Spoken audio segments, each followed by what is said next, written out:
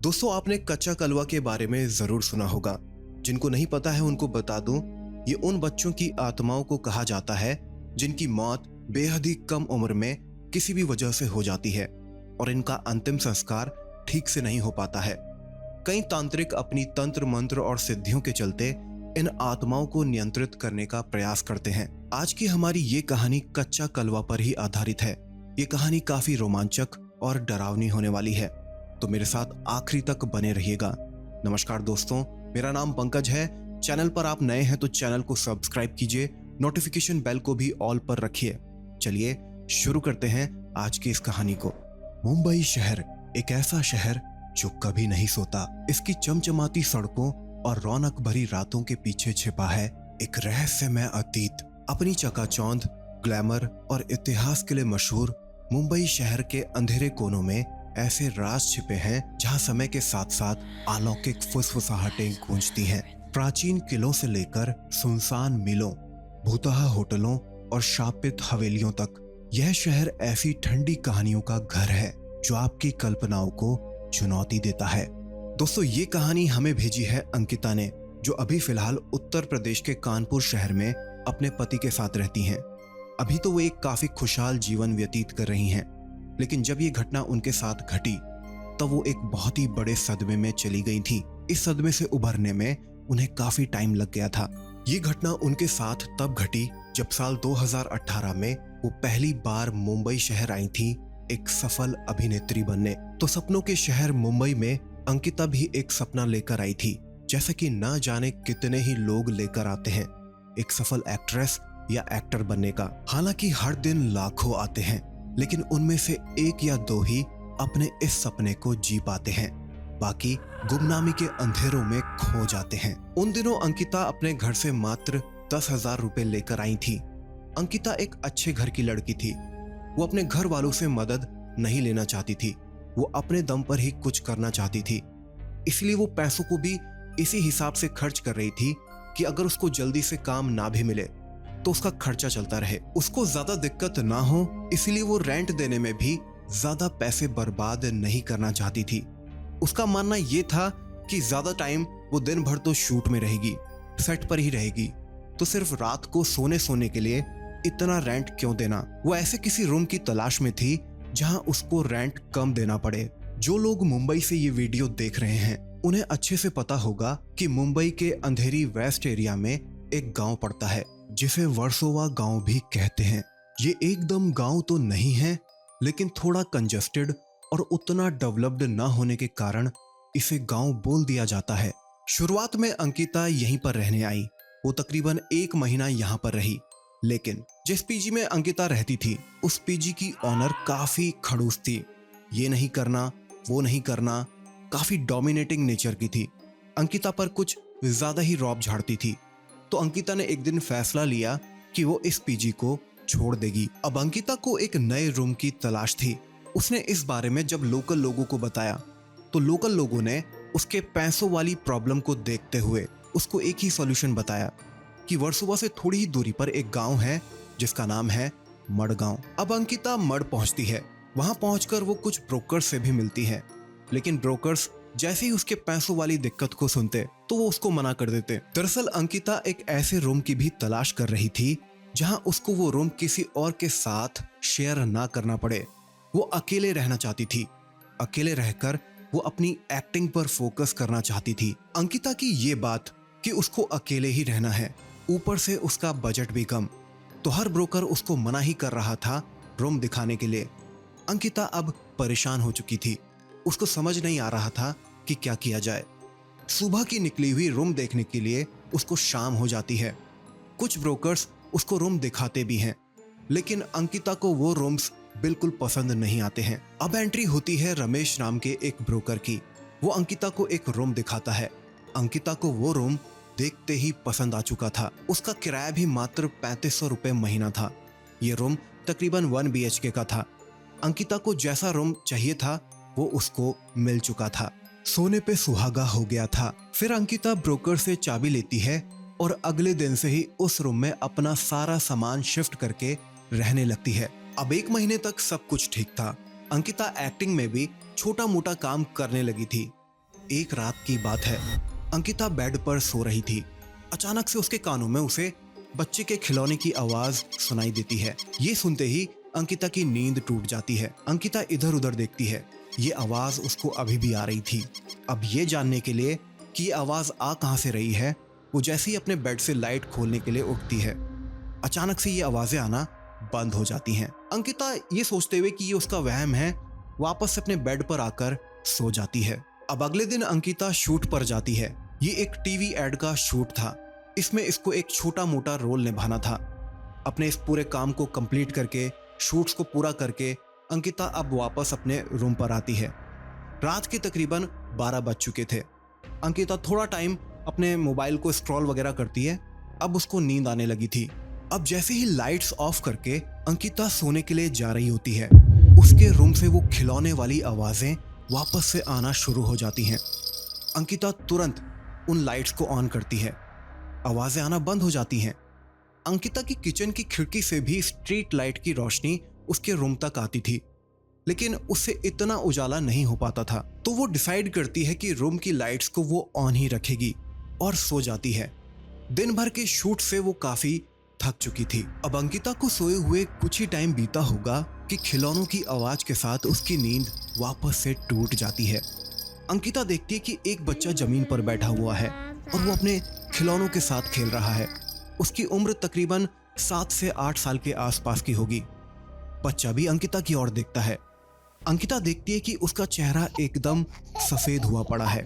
उसकी आंखें एकदम बड़ी बड़ी हैं और आंखों से खून बह रहा है और एक क्रीपी स्माइल देते हुए वो अंकिता की ओर देख रहा है। अंकिता जैसे ही ये देखती है, वो चिल्ला पड़ती है और सीधे लाइट्स को ऑन करती है। लाइट्स के ऑन होते ही वो बच्चा वहां से गायब हो चुका था और खिलौनों की आवाजें आना भी बंद हो चुकी थी। कुछ देर बाद अंकिता को ख्याल आता है कि वो तो लाइट्स ऑन करके सोई थी, ये लाइट्स ऑफ किसने करी? शायद उसी बच्चे ने। वो ये पूरी रात भर सोचती रहती है। आंखों से नींद एकदम गायब हो चुकी थी। अगले दिन अंकिता अपनी मम्मी को कॉल करती है और उनसे सारी बात शेयर करती है कि उसके साथ क्या क्या हो रहा है। उसकी मम्मी उसको बोलती है कि तेरा वहम होगा, तू अपने करियर को लेकर ज्यादा टेंशन में रहती है, ज्यादा सोचने की वजह से ही ऐसा हो रहा होगा। लेकिन अंकिता इस बात को बिल्कुल भी हजम नहीं कर पा रही थी।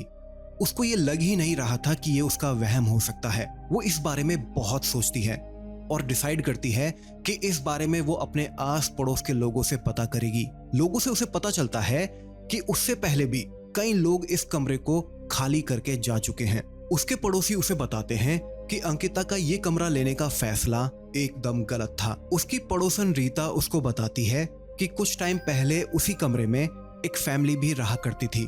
फैमिली में एक रोहन नाम का लड़का था जिसकी उम्र तकरीबन 7 से 8 साल की थी।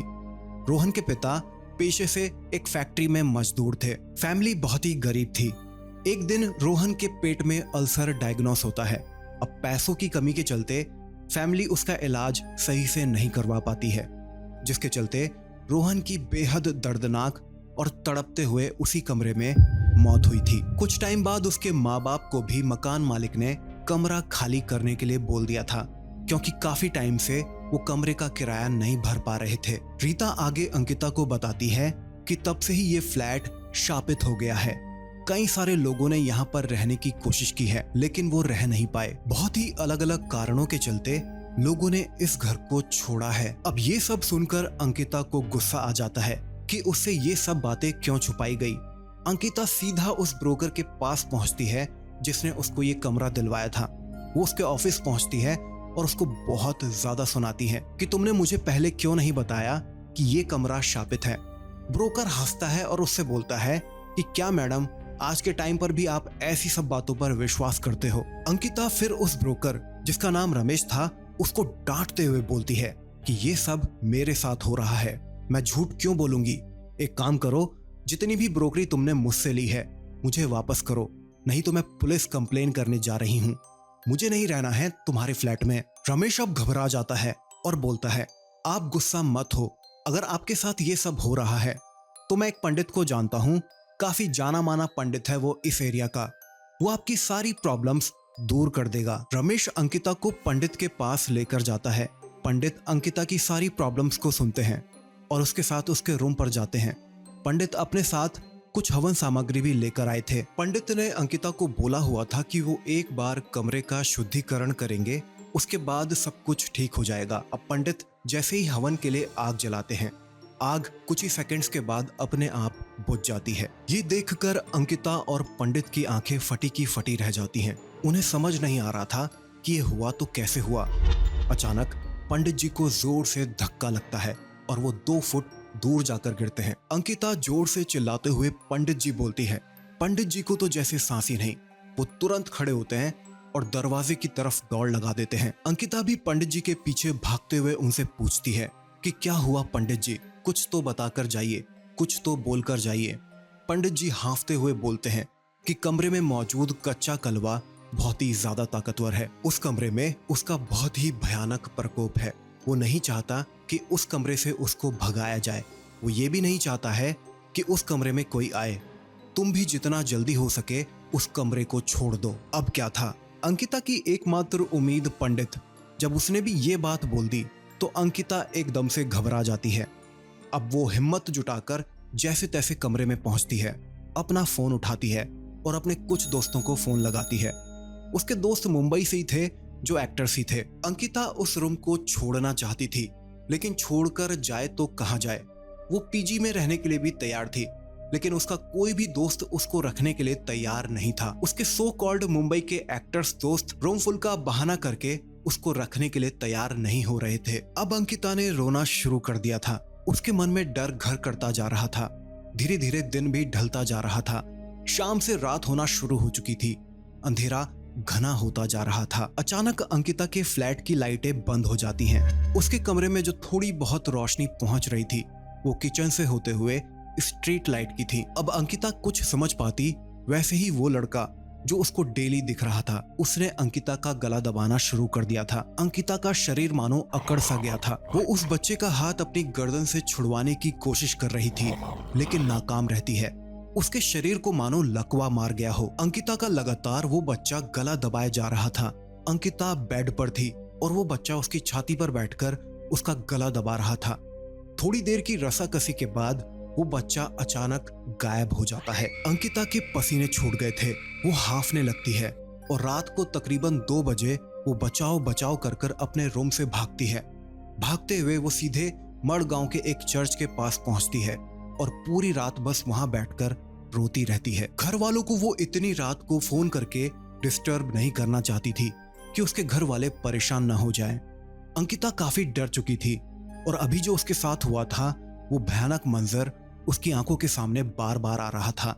वो पूरी रात बस रोती रहती है। जैसे तैसे वो सारी रात चर्च के बाहर बैठकर काटती है और सुबह होते ही सीधे अपनी माँ को फोन लगाकर सारा वाकया बताती है। अंकिता की माँ अंकिता के बड़े भाई विकास को उसको लाने के लिए तुरंत मुंबई भेजती है। विकास भी घबराते हुए फ्लाइट से सीधे मुंबई पहुंचता है। अंकिता की तो मानो हिम्मत ही नहीं हो रही थी वापस से अपने रूम में जाने की। विकास जैसे ही अंकिता के रूम में घुसता है, वहां का नजारा देखकर वो भी घबरा जाता है। वो ये देखता है कि पूजा का सामान बिखरा पड़ा है। उसका घर पूरा अस्त व्यस्त हो रखा है। रूम भी बहुत डरावना लग रहा था। वो तुरंत अंकिता का सामान समेटता है और उसको लेकर वापस घर आ जाता है, जिसके बाद अंकिता कभी भी मुंबई की ओर वापस मुड़कर नहीं देखती है। आगे चलकर उसके घर वाले उसकी शादी करवा देते हैं। खुशी इस बात की है कि अंकिता अब इस ट्रॉमा से उभर चुकी हैं और अपने पति के साथ एक खुशहाल जीवन व्यतीत कर रही हैं। तो दोस्तों, आज की इस कहानी में यार इतना ही। अगर आपको ये कहानी पसंद आई है तो इस वीडियो को लाइक जरूर कीजिएगा और चैनल पर नए हो तो चैनल को सब्सक्राइब कर लेना ऐसी और भी इंटरेस्टिंग कहानियों के लिए। और अगर आपके पास भी कोई ऐसी कहानी, सच्चा वाकया है तो आप मुझे इस ईमेल आईडी पर शेयर कर सकते हैं।